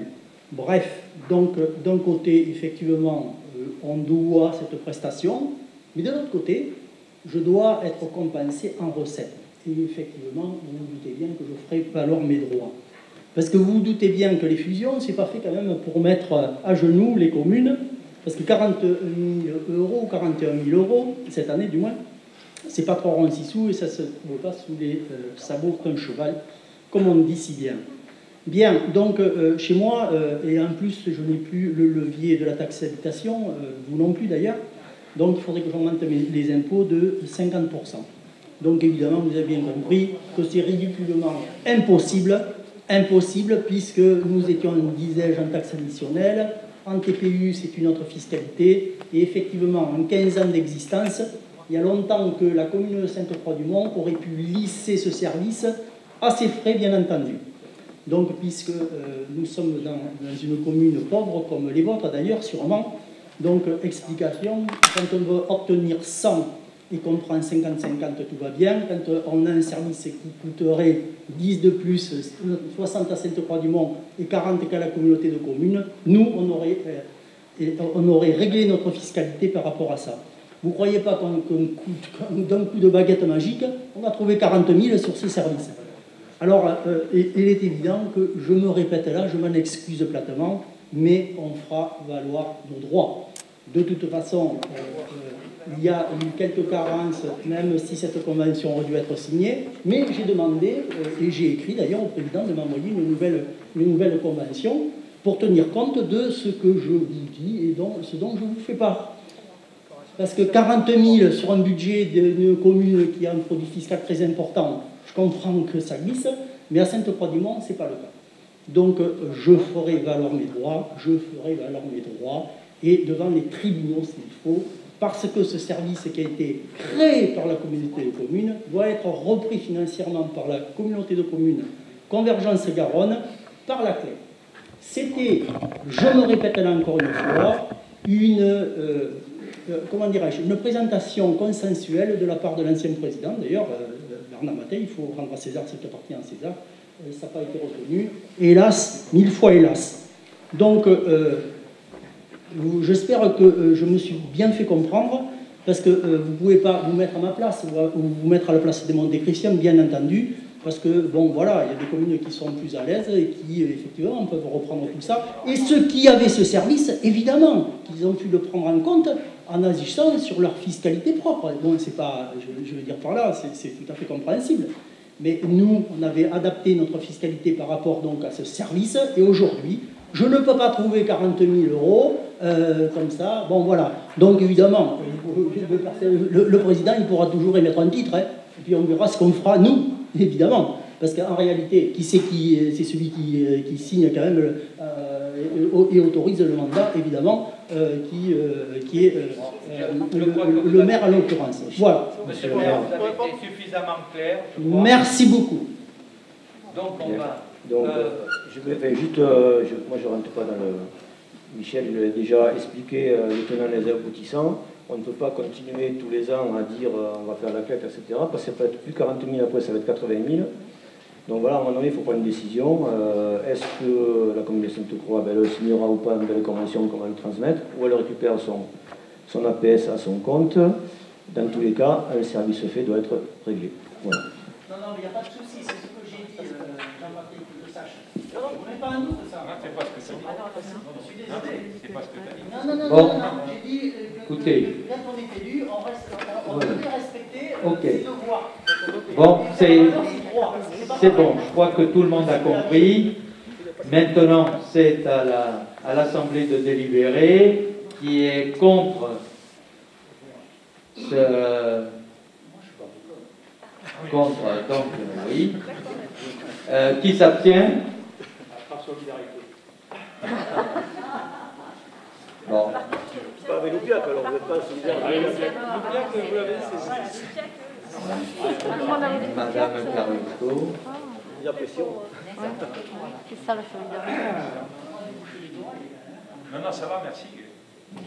On te rappelle quand même que le service a été fait. Donc tu as bénéficié d'un service, tu n'as jamais rien dit. Et aujourd'hui, tu ne peux pas le payer. Donc je pense que tu n'as pas de leçon à donner. Non, mais Franchement. Bon, oui. Alors, c'est contre. Qui s'abstient? Qui s'abstient? Monsieur Rappé. D'accord. Ok. On a bien compris. Là, c'est contre vous. Ok, ça marche. Bon, voilà. Adopté. Je vous remercie.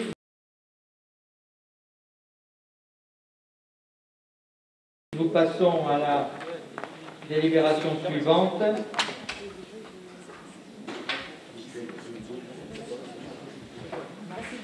Culture, demande de subvention dans le cadre du contrat territorial d'éducation artistique et culturelle. Et le rapporteur, c'est Jérôme Gauthier.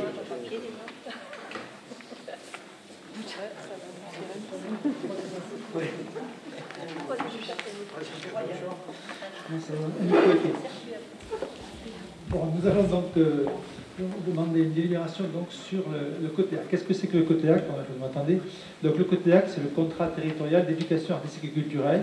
Il se trouve que donc, la communauté des communes a signé avec la communauté des communes donc, du Réolien Sud-Gironde un COTEAC, donc un contrat d'éducation artistique et culturelle qui va au passage entre 2018 et 2021.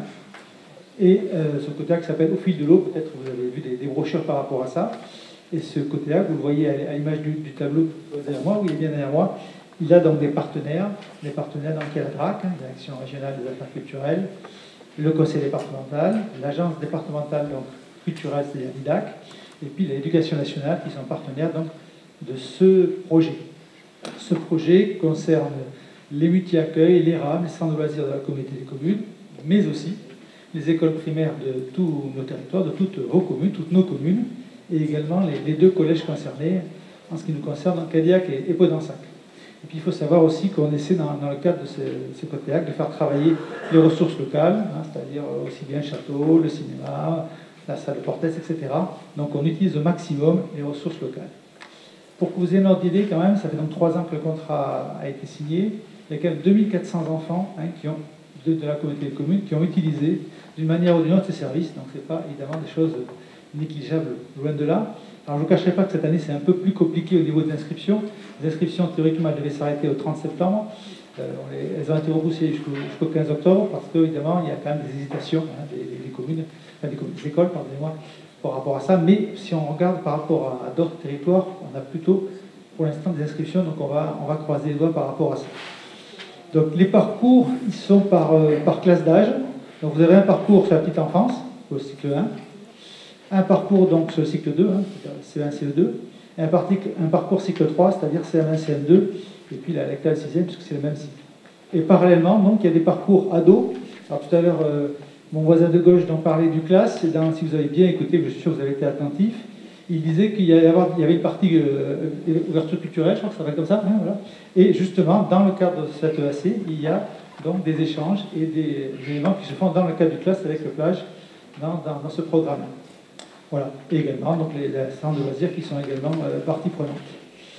Donc là, cette année, nous allons avoir donc 20 classes qui vont participer, 3 classes de collège en plus, des 4 LSH, 5 multi-accueil et 3 RAM, donc qui vont contribuer à peu près 700 enfants donc devraient participer pour l'année 2020-2021, puisqu'évidemment ça fonctionne en année scolaire. Donc la délibération, vous l'avez en face de vous, il s'agit de demander des subventions aux différents partenaires que j'ai énumérés tout à l'heure, et vous remarquez au passage donc, le reste à charge de la communauté commune sur un budget de 50 000 euros et de 9 872 euros. 827 euros, pardon. C'est tout simplement la délibération, c'est pour autoriser à demander des subventions aux partenaires.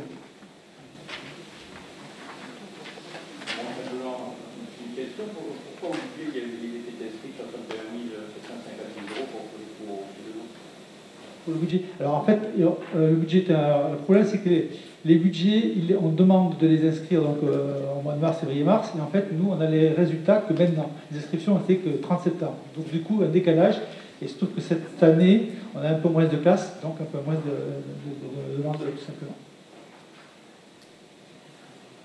D'autres questions? Donc je vous propose de délibérer. Qui est contre? Qui s'abstient? Donc adopté.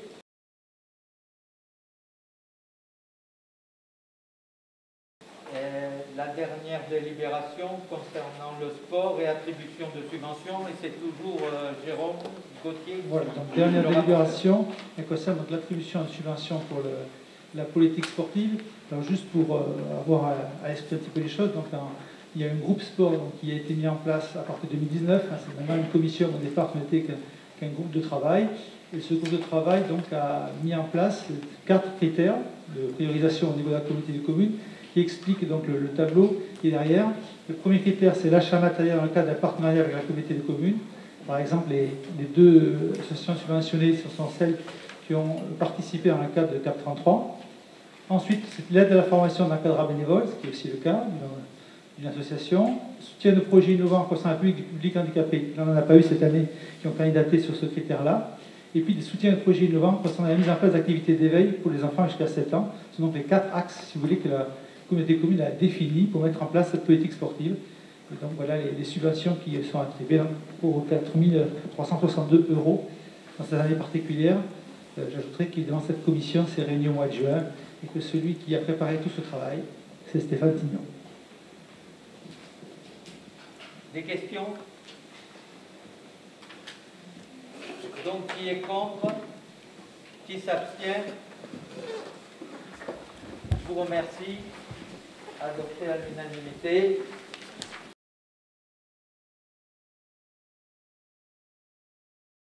Donc, le point suivant, c'était l'approbation du procès-verbal du Conseil communautaire du 16 septembre.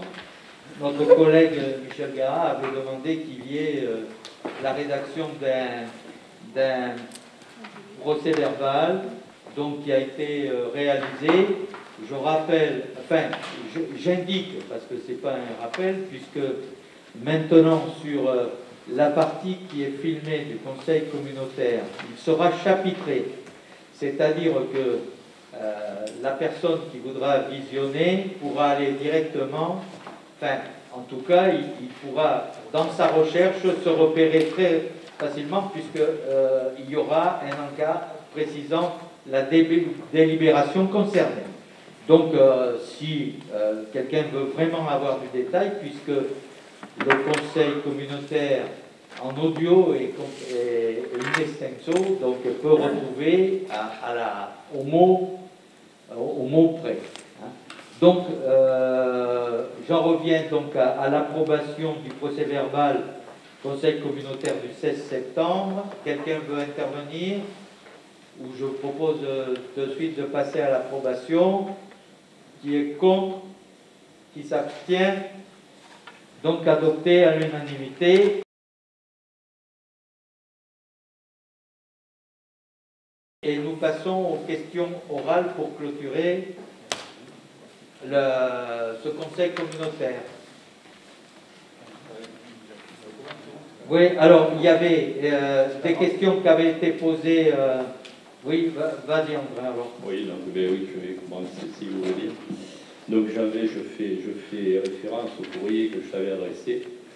Je sais bien où je te demandais effectivement la mise en place d'un audit et financier et organisationnel. Tu m'avais répondu qu'il y en avait un coût, que j'aurais dû être au courant, que je ne vois pas trop comment d'ailleurs, puisque je fais partie de la commission finance et on n'a jamais parlé de création de mise en place d'un audit. Donc, je voudrais savoir, je crois que Michel Gara avait demandé ça aussi le jour de l'élection, tu n'as pas dit qu'il y en avait un coût, donc je voudrais savoir où ça en est. Donc ça c'est une chose. Une deuxième chose, dans la foulée, j'avais au dernier conseil, au compte administratif de la communauté de communes, j'avais demandé si la renégociation des taux d'intérêt et des prêts des emprunts était à l'ordre du jour. On m'avait dit que oui, éventuellement. Donc moi j'ai refait un rapide avec l'état de la dette donc, de ce début de budget. J'ai refait un petit peu les simulations. Effectivement, aujourd'hui, si globalement et par banque, si on reglobalisait les emprunts restants et avec les taux d'intérêt d'aujourd'hui, on pourrait récupérer au moins 160 000 € annuels d'économie sur les frais financiers. Ce qui pourrait payer d'ailleurs des investissements importants. Donc voilà, je voudrais savoir où ça en est, tout ça, et si les choses avancent.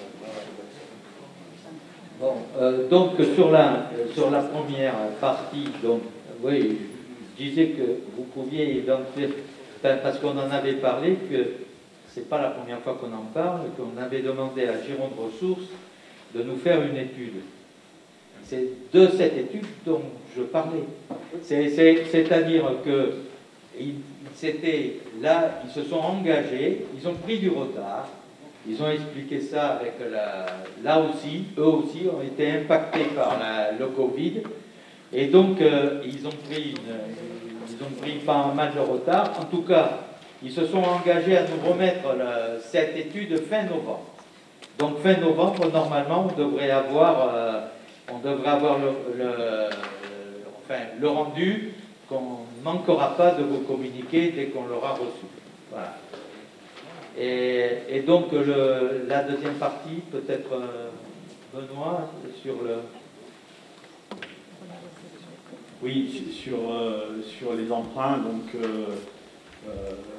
sur la renégociation d'emprunts, écoutez, ça ne s'est pas fait puisqu'on est un peu en peine de personnel. Néanmoins, il y avait une démarche qui avait été initiée en 2017, 2017 plus probablement. Et effectivement, on ne peut pas s'en tenir au taux, regarder juste les taux actuels et dire qu'on gagnerait 160 000 €. Parce que notre première étude qui nous avait, notamment sur un emprunt qui était à la Société Générale, Caisse d'épargne, effectivement, les pénalités de remboursement anticipé étaient énormes. Et au final, ça... Ah ben si, je pourrais vous les transmettre, j'ai l'étude, ne me dites pas non. Mais donc sur un emprunt, donc c'était énorme, et en fait on a renoncé à renégocier parce que les frais de remboursement anticipé représentaient... En fait, au final, on ne gagnait rien. ont gagné très très peu.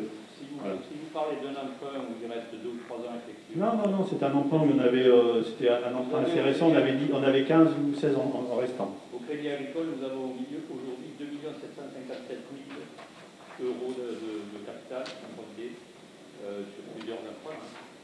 Donc avec des taux qui sont 4%, 4,5%, 4,3%. À la caisse d'épargne, nous avons 1 973 000 euros. Donc et 936 000 à la caisse des dépôts.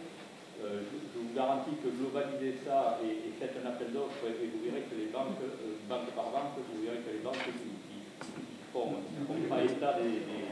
Je ne doute pas qu'on aura des taux, très bas. C'est les banques de chez qui on part qui nous feront payer les remboursements anticipés. Ça ne fonctionne pas comme pour les particuliers. Ils se financent pas du tout sur les mêmes marchés. Et donc, ils sont tenus de faire payer. Autant vous pouvez négocier en tant que particulier, négocier avec votre banque des remboursements anticipés, une diminution, ça arrive. Mais sinon, c'est pas bon. Nous, c'est ce qui nous a été répondu à l'occasion de cette négociation. Maintenant, ça vaudra certainement le coup d'y retourner, d'aller voir. Maintenant, moi, je vous dis, l'état de ce qui a été fait est réellement fait. Je pourrais vous transmettre des réponses, des simulations. Je peux aussi contacter directement les banques pour savoir ce qui peut être fait. Alors, si vous voulez nous apporter votre soutien, il n'y a pas de... C'est avec plaisir, merci. Bon, et il y avait eu, dans la question de Michel Garat, oui, Michel, vous reprenez la deuxième question. Bon, tout d'abord, M. le Président, je voudrais vous remercier d'avoir accédé à ma demande de procès verbal. Ce n'était pas une demande, c'est un caprice, c'était une demande pour avoir que nos élus et nos administrés aient un meilleur éclairage de ce que nous faisons dans ces réunions. Donc le procès verbal me satisfait et le fait d'indexer les chapitres sur la vidéo permettra d'avoir une meilleure lecture et permettra aussi de voir un petit peu ce que nous faisons dans cette assemblée. Deuxième point, je vais pas, pour étayer ce qu'a dit André Messieux, il y a des voies et moyens pour arriver à des renégociations, notamment à l'occasion d'un prochain nouvel emprunt qui sera fait. Il y a une possibilité de négociation sur l'ensemble de la dette. Donc là, vous verrez qu'avec les banques, on peut arriver à négocier à condition d'avoir un petit peu de matière à leur fournir. Donc là, il n'y a rien de perdu à ce niveau-là, sachant que la qualité de signature d'une communauté, d'une collectivité est grande. Donc là, c'est un point particulier. Deuxième point que j'avais évoqué dans ma question écrite, quand nous nous sommes vus à la Forge la dernière fois, on a évoqué la question de l'agrandissement des structures du bureau, structure administrative de la communauté de communes. Et on nous a toujours dit à chaque fois, oui, mais il n'y a pas de projet en cours, il n'y a pas de projet, on fait ça juste pour figer les terrains en cas où. Et on a appris, c'était de la bouche du premier vice-président, qu'il y avait eu une étude, un travail, une réflexion, je ne sais pas comment vous appelez ça, au sein du service, aidé éventuellement par un cabinet extérieur, c'est ce que j'ai retenu, je me trompe peut-être. Et donc ma demande, c'était d'avoir communication de ce document pour savoir dans quel état d'esprit, dans quel esprit c'était fait et comment on est rentré dans ce dossier. Voilà. Je vous remercie. D'accord. Donc, mais oui. Sur cette étude, il n'y a pas de problème. On va vous la transmettre. C'est une proposition. Aucun souci pour vous la transmettre. C'est pas un document secret. Oui, mais non, certainement pas. Il n'y a pas de secret. Il n'y a pas de secret.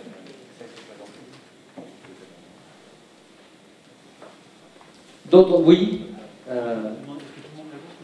On envoie à tout le monde cette étude? Oui, d'accord, ok. Monsieur Rappé. Alors, donc, la commune de Virolade est également volontaire pour accueillir le conseil communautaire. Avec plaisir. Voilà. Une chose, donc à Virolade s'est tenue la réunion de PLUI, et on nous a demandé notre avis par l'intermédiaire d'une application qui permettait de voter sur le téléphone portable, que je trouvais intéressant. Et je pense que je ne suis pas le seul à penser que ça peut être dupliqué en conseil communautaire.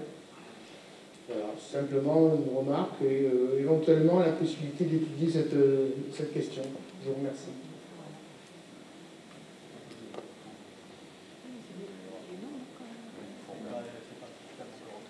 Voilà. Enfin, il faut vérifier auprès de la légalité là, si on peut mettre en place ce dispositif. Je ne suis pas sûr que ça existe et que ça soit encore autorisé, mais on va le vérifier. Excusez-moi, c'était juste une remarque, une question. Il n'y a pas de souci. Je pense qu'effectivement, il faut vérifier. Ça se fait quand même dans beaucoup d'instances, ça se fait en Europe, dans l'Europe, ça se fait dans le Parlement européen, voilà, ça se fait aussi à l'Assemblée nationale et au Sénat. Je suppose que ça doit se faire ailleurs, donc je ne vois pas pourquoi c'est illégal, mais effectivement, il faut se poser la question complètement. Ça se fait dans des instances beaucoup plus proches. Hein. Ça se fait au conseil d'administration de la Caisse d'épargne, par exemple. À Bordeaux. Oui. C'est un système qui Aujourd'hui, c'est autorisé dans le cadre de la loi Covid, qui a autorisé un certain nombre de votes par correspondance. Donc c'est à durée limitée. Alors peut-être que le résultat montrera qu'il faut prolonger ce mécanisme, puisque il s'avère très intéressant dans certaines circonstances. Néanmoins, et quoi qu'il en soit, il y a un certain nombre de votes qui ne pourront pas se dérouler de cette manière-là. Et ça, c'est très clairement indiqué dans les ordonnances et dans les textes actuels. Mais effectivement, l'évolution logique et inéluctable, je dirais, va tendre vers ce mode de participation en visioconférence et du vote à distance. Par smartphone ou autre, évidemment. Ça, je pense que c'est un vrai enjeu de démocratie. Parce que quand le vote est secret, automatiquement, je pense plus librement que quand le vote est public. Ça restera un vote public, hein, quoi qu'il en soit. Pourquoi?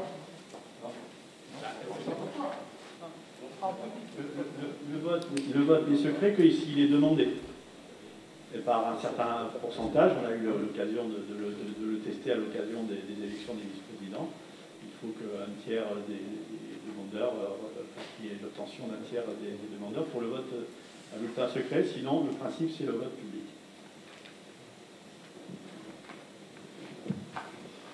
D'autres questions? Non, donc il n'y a pas d'autres questions. Je clôt cette réunion. Merci beaucoup.